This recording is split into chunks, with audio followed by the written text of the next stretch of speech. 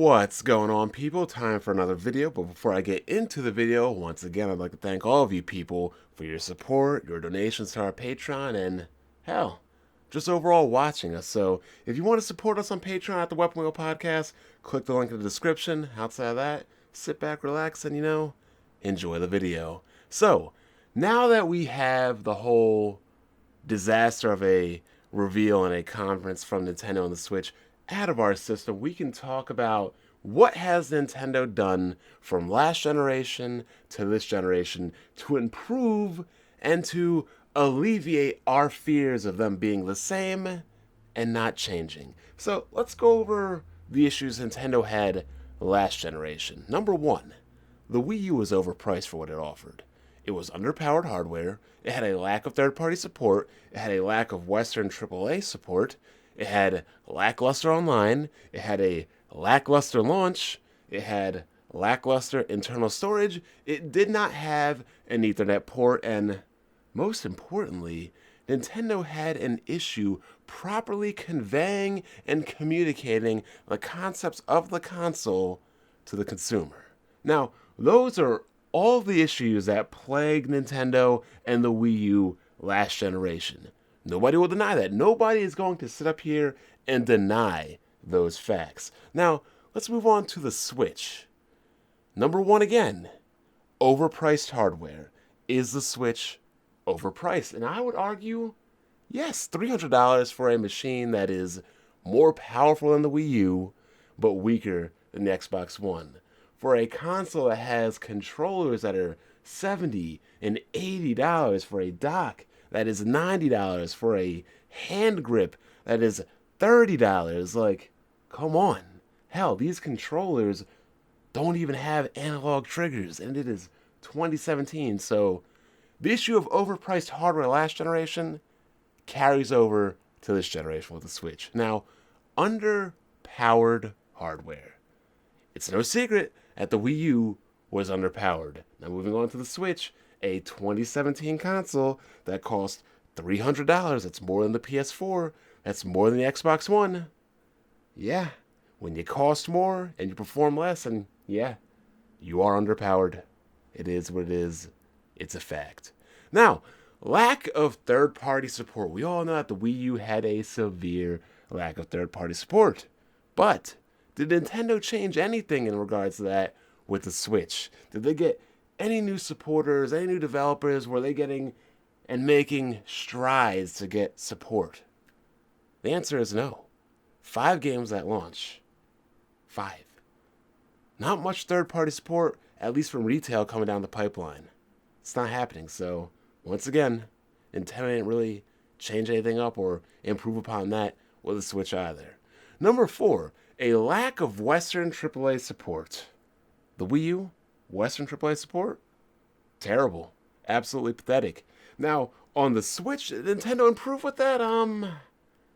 No. No, they did not. They have sports games. Okay, I mean, you got a last generation FIFA port. You have a 360 port of Skyrim. You have, Sonic and, yeah, really, not much. I mean, Dragon Quest, but again, Dragon Quest isn't Western. So, as far as a lack of Western AAA support, no Call of Duty, no Battlefield, no Mass Effect. Yeah, unfortunately, we are unfortunately 0 for 4 right now. Now, Lackluster Online. Interesting. No mention of achievements. I mean, we have to pay to play online, and we have to pay for a third-party app on a cell phone to communicate with people online. No achievements that we know of, and again, this is Nintendo's online. We don't have any kind of Ethernet port, so Lackluster Online? Yeah, 0 for 5, people. So, number 6, a lackluster launch. Well, we have Zelda, which is good, but Zelda's not exclusive to the Switch. It's on the Wii U. We have, Bomberman, Snipper Clippers, ARMS. Yeah, I'm gonna have to say that the launch is lackluster, especially considering that there are less games on the Switch launch than the Wii launch, and the Wii U launch. I mean, you can't get any more pathetic than that, people. 5 games at launch, that is, yeah, not good. 0 for 6, 0 for 6, people. But don't worry, we're going to get a hit. We're going to get on base soon. Number 7, Lackluster internal storage. 32 gigabytes of internal storage in 2017. If you buy Zelda Breath of the Wild digitally downloading that game will net you 40% of your whole entire internal storage. Now, I understand that you really don't need much internal storage because these games come on carts, and DLC and patches and save games and files will download and save onto the cart. But again, if you're playing and downloading games digitally, this is completely unacceptable. The PlayStation 3, a console that is a decade old, launched with a 60 gigabyte hard drive, 60 gigs of internal storage, and here we are, around 10 years later, we're getting around half of that. Unacceptable. And guess what? 0 for 7. 0 for 7. But here's number 8. We got this. We are going to get on base. Number 8. The Wii U did not have an Ethernet port, but... Oh, hold on. Rewind. The Switch has 32 gigs of internal memory, but I believe that's the same exact amount that the Wii U had at launch for the Max system. 32 gigs. So when your prior console has the same or equal amount of memory to the newer console, then yeah, unacceptable. So fast forward back into number 8. Ethernet port.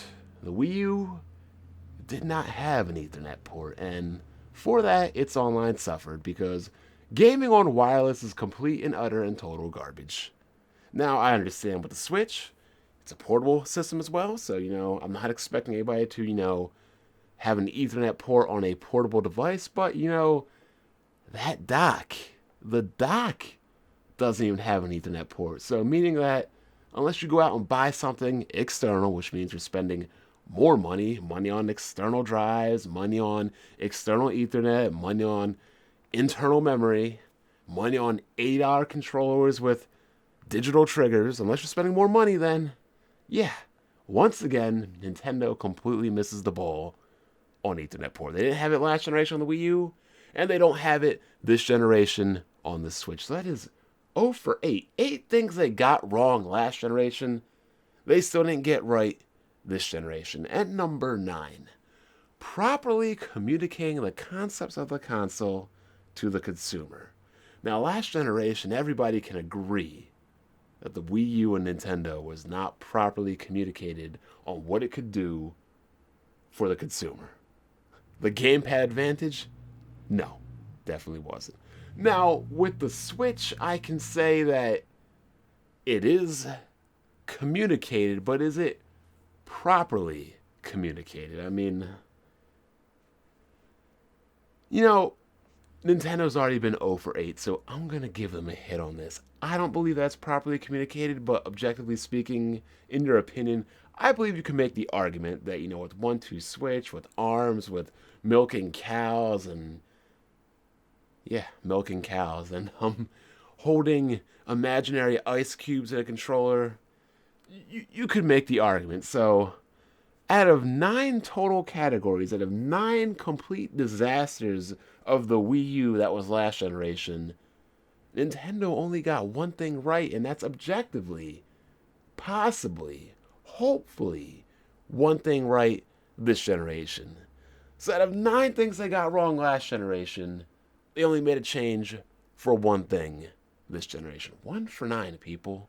I mean, everybody's talking about how the Switch is going to turn things around. It's going to change things from Nintendo. You just wait and see. But in the end, the Nintendo Switch is worse off than the Wii U. It's not really changing anything. All it's really doing is launching with less third-party support. And again, let's get back to the Joy-Cons and that $70 Pro controller not having analog triggers, but digital triggers in 2017.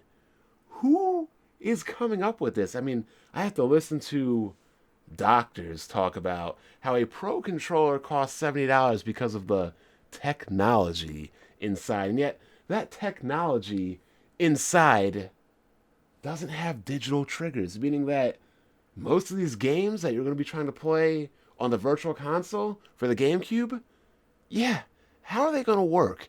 How are you going to play Luigi's Mansion? How are you going to play Rogue Squadron? How are you going to play Super Mario Sunshine? How are you going to play F-Zero? How are you going to play third-party racing games? Like, come on, get your act together. But then again, we're going to have the standard issue of damage controlling, corporate slaving fanboys making excuses. They're going to tell me that, I wasn't going to buy the Switch regardless. And, yeah, I've owned every Nintendo console since day one except the Wii U. Now, why is that? Because the Wii U was garbage, just like the Switch is turning out to be. And then you'll go on to say that third party doesn't matter, that I wouldn't buy third parties on the Switch regardless. And again, yet some of the best games on Nintendo platforms are third party. Look at my 3DS. I'm playing Bravely Default, Bravely Default 2, those are third party games.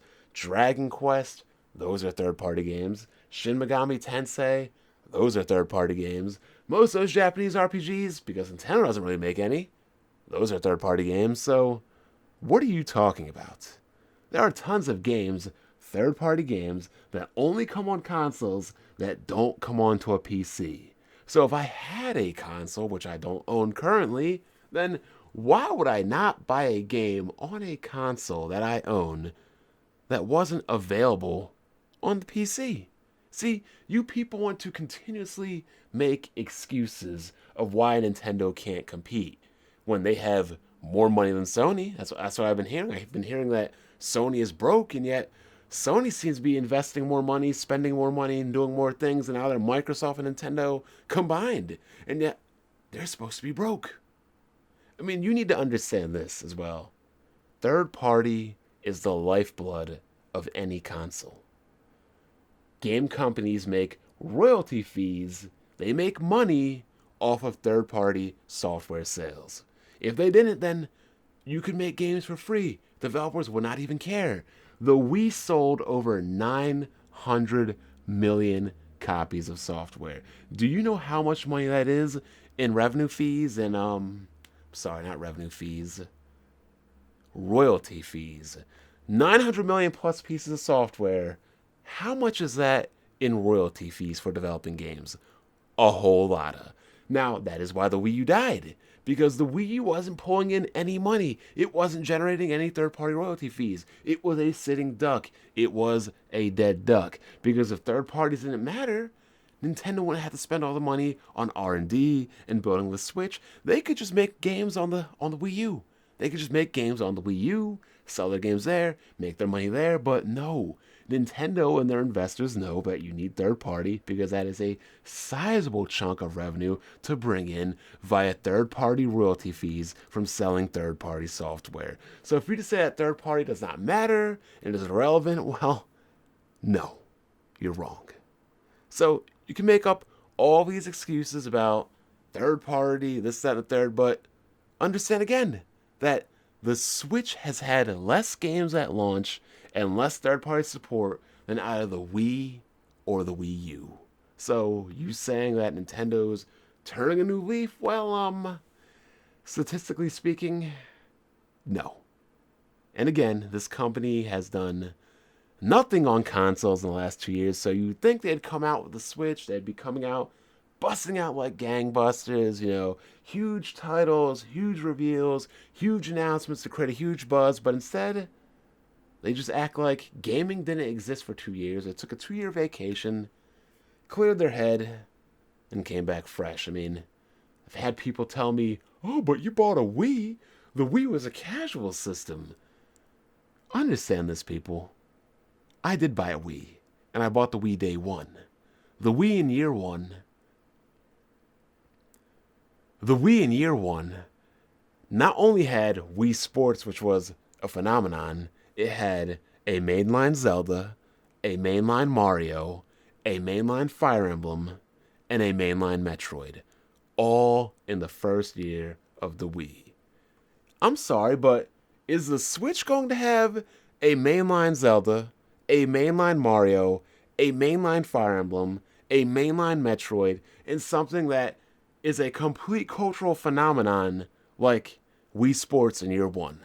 The answer is no.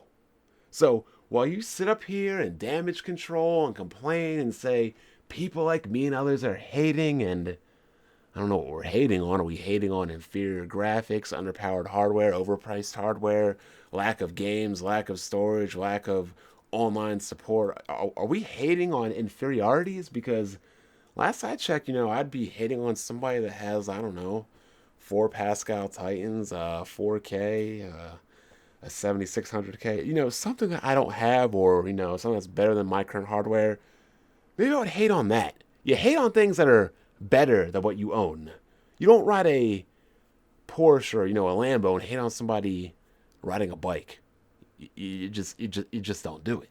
But again, you can say whatever you want about how Nintendo has changed, but as I've shown and proven, last generation to this generation, what has Nintendo really learned? Because when I look at it, Nintendo has learned nothing.